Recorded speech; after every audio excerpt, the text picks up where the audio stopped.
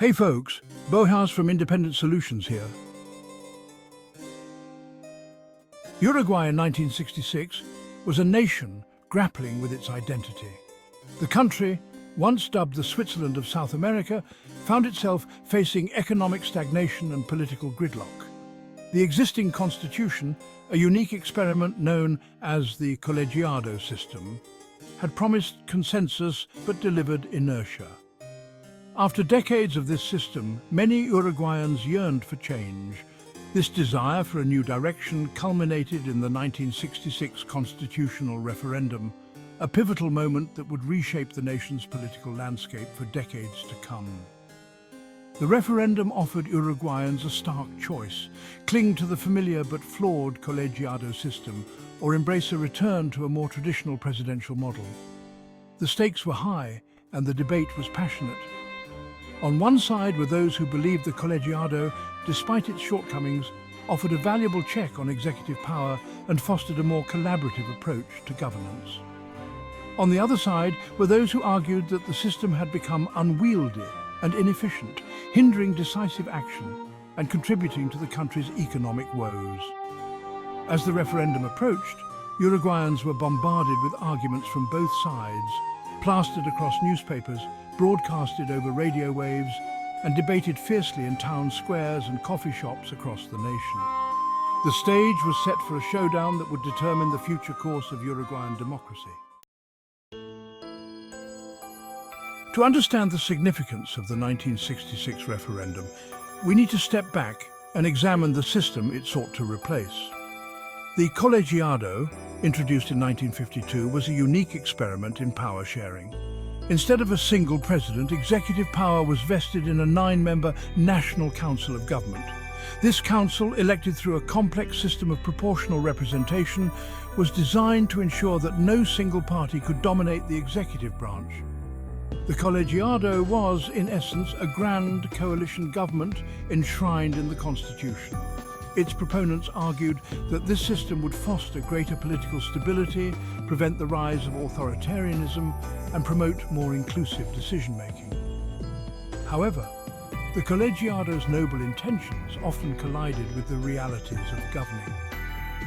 Critics argued that the need for consensus among 9 council members, often from different political parties with differing ideologies, led to paralysis and an inability to address pressing issues effectively. The intricate system of checks and balances designed to prevent abuse of power often resulted in bureaucratic bottlenecks and delays.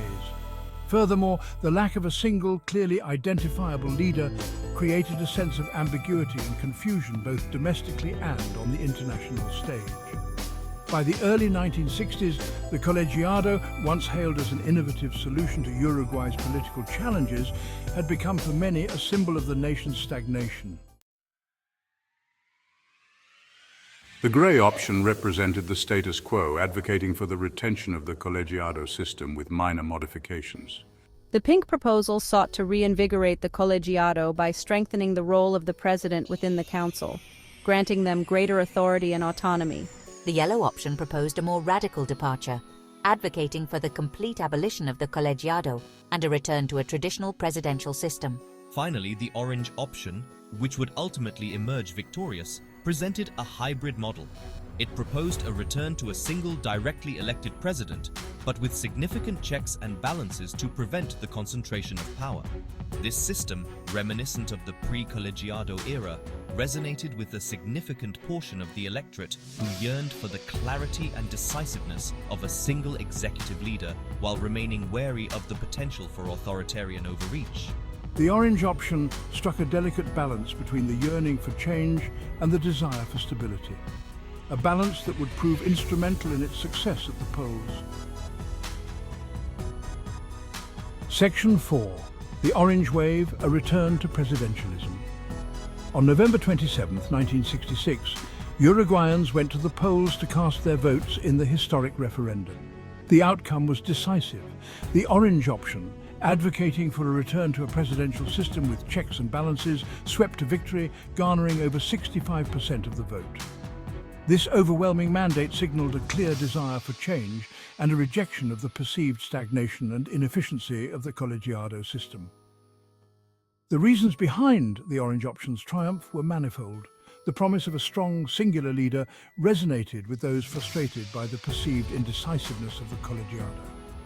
The economic woes of the early 1960s, often attributed to the government's inability to implement effective policies, fueled a desire for change and a belief that a more decisive executive branch could steer the country towards prosperity. Moreover, the Orange option's emphasis on checks and balances assuaged the fears of those who worried that a return to presidentialism might lead to a resurgence of authoritarianism. The new constitution, drafted in accordance with the Orange option's principles, established a bicameral legislature, an independent judiciary, and a robust system of electoral safeguards, all designed to prevent the concentration of power in the hands of the president. This careful calibration of power, combined with the widespread yearning for change, propelled the Orange option to its resounding victory, ushering in a new era in Uruguayan politics. Section 5, the legacy of '66, stability and its discontents. The 1966 referendum and the subsequent return to a presidential system had a profound and lasting impact on Uruguay's political landscape. The new constitution, enacted in 1967, brought about a period of relative stability after years of political uncertainty. The presidency, now occupied by a single directly elected leader, provided a clear center of power and a focal point for national unity. Economic reforms, implemented with greater ease under the new system, led to a period of renewed growth and prosperity. The spectre of military intervention, which had haunted Uruguay in the pre-colegiado era, seemed to recede, replaced by a sense of institutional normalcy. However, the legacy of '66 is not without its complexities and contradictions. While the presidential system restored a degree of stability, it also reignited the debate about the concentration of power. Critics argued that the new system, despite its checks and balances, granted too much authority to the president, potentially paving the way for authoritarian abuses. The military coup of 1973, though rooted in a complex web of factors, served as a stark reminder of the fragility of democratic institutions, even those seemingly fortified by constitutional safeguards.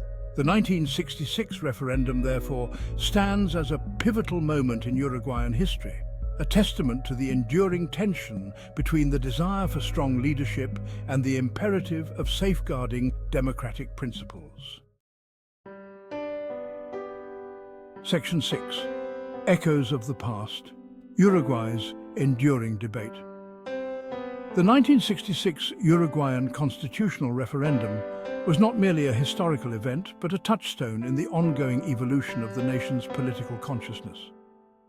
The debate between the merits and drawbacks of a presidential system versus a more consensus-based model continues to resonate in contemporary Uruguayan politics. The echoes of '66 can be heard in debates about executive power, electoral reform, and the balance between governability and representation. The referendum serves as a reminder that there are no easy answers to the complex questions of governance. The search for the perfect system, one that guarantees both efficiency and inclusivity, remains an ongoing challenge, not just for Uruguay but for democracies around the world. The legacy of the 1966 referendum is a complex one, marked by both progress and setbacks. It serves as a testament to the enduring power of democratic ideals, the capacity for a nation to engage in profound self-reflection, and the ongoing quest to find the delicate balance between effective governance and the safeguarding of individual liberties. As Uruguay continues to grapple with these fundamental questions, the lessons of 1966 offer valuable insights into the challenges and opportunities that lie ahead.